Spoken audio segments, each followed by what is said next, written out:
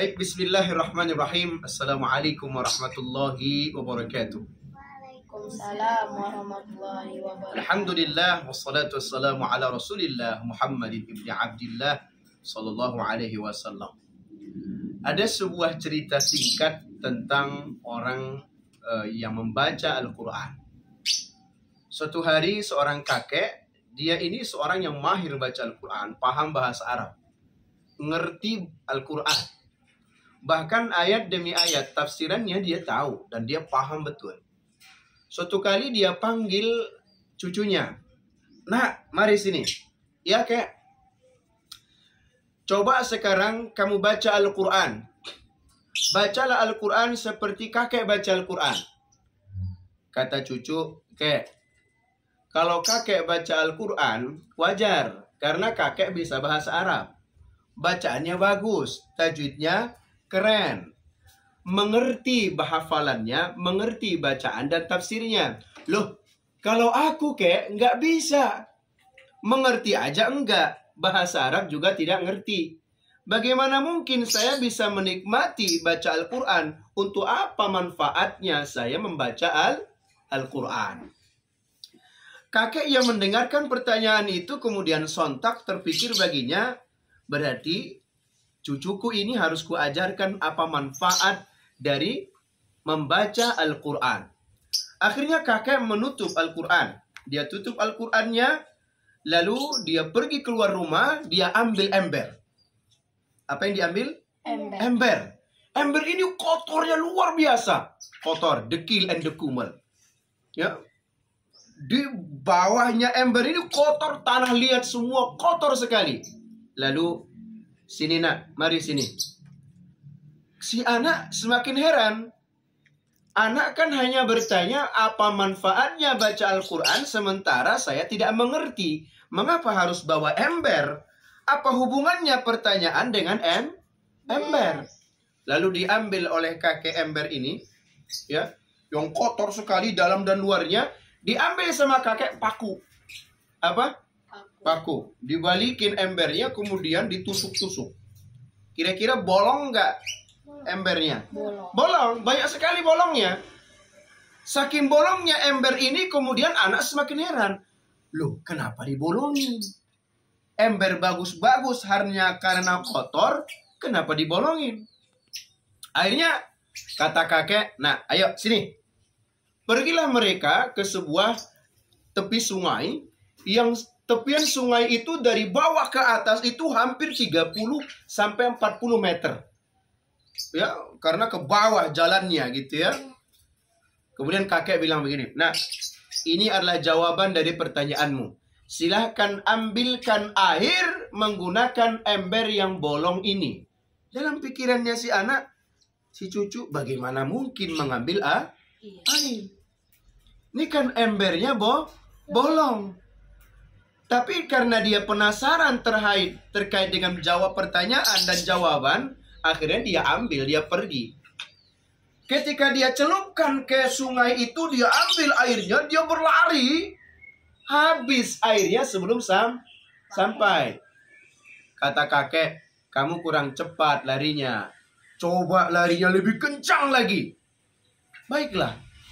Dia pergi, dia lari kembali ambil air dengan menggunakan ember itu. Dia ambil airnya, dia berlari kembali lebih kencang daripada yang semula. Belum sampai ketemu dengan kakek, tapi air kemudian habis. Kira-kira kenapa? Karena embernya kan bolong. Lalu si cucu protes. Ini mustahil aku ambil airnya. Kan embernya bolong. Kenapa kakek harus suruh aku ngambil air menggunakan ember yang sudah dibolongi? Kalau kakek memang mau air, ambil dong embernya yang tidak dibolongi. Kata kakek, nah coba satu kali lagi.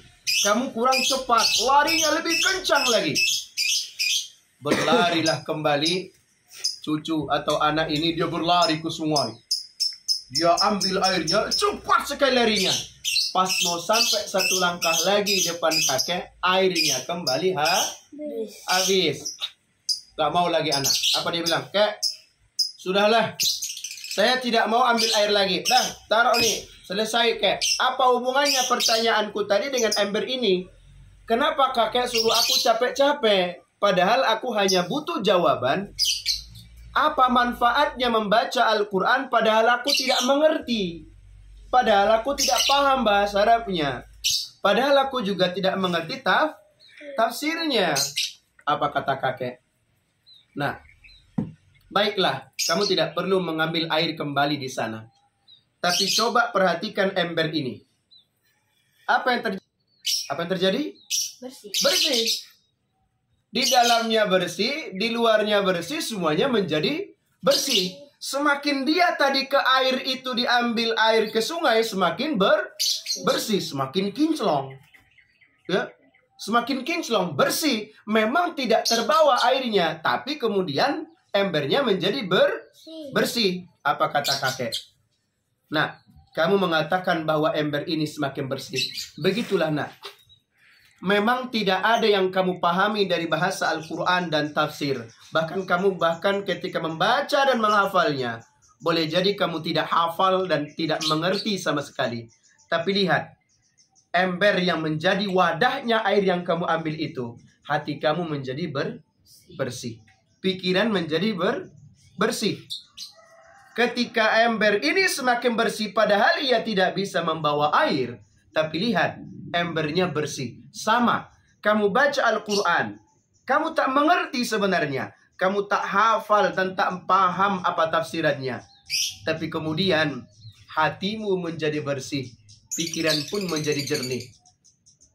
Inilah yang membuat setiap orang yang membaca Al-Quran manfaatnya menjadi bersih hati dan bersih pikiran.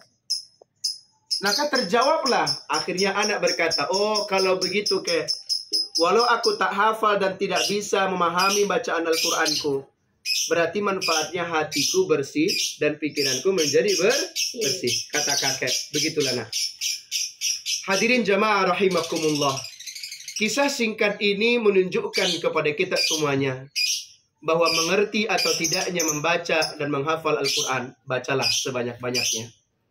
Allah bukan hanya menjanjikan dan Rasulnya bahwa kelak kita akan mendapatkan syafaat pada hari yaumul qiyamah, tapi juga di dunia berpikir dan memikirkan sesuatu mengemban masalah urusan dunia bahkan akhirat. Allah jernihkan pikiran dan hati kita untuk menghadapi segala-galanya.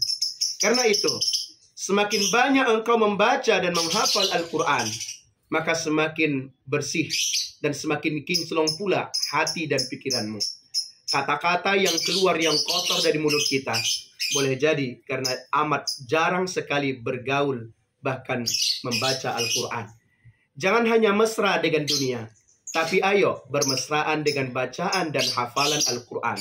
Insya Allah kata-kata yang keluar, kebijaksanaan yang keluar, bahkan keputusan yang muncul dari pikiran dan mulut kita, insya Allah bermanfaat karena menjernihkan, mencerahkan setiap orang.